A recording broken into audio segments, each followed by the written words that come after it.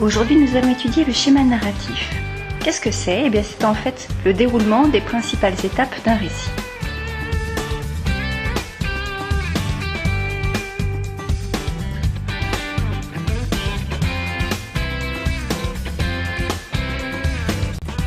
Il est constitué de 5 étapes.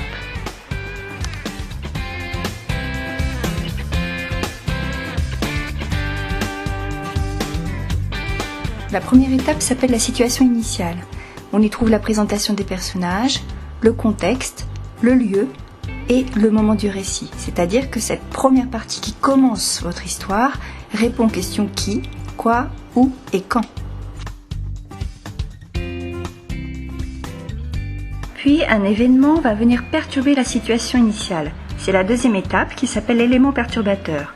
Un événement se produit, un problème apparaît et les personnages vont donc réagir par rapport à cet événement. Un élément perturbateur est souvent introduit par une expression qui marque une cassure, une rupture du rythme, comme un matin, un jour. On passe alors à la troisième étape, les péripéties. Ce sont donc les différentes actions que les personnages vont mener, leurs aventures, en réaction à l'élément perturbateur.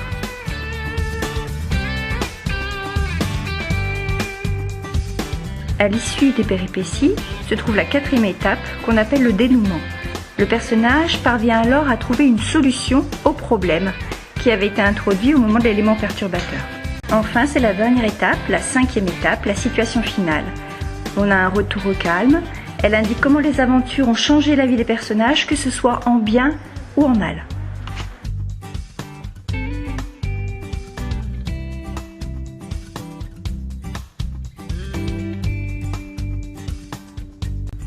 Si nous voulons récapituler, le schéma narratif structure donc le récit. Il comporte 5 étapes, la situation initiale, l'élément perturbateur, les péripéties, le dénouement et la situation finale.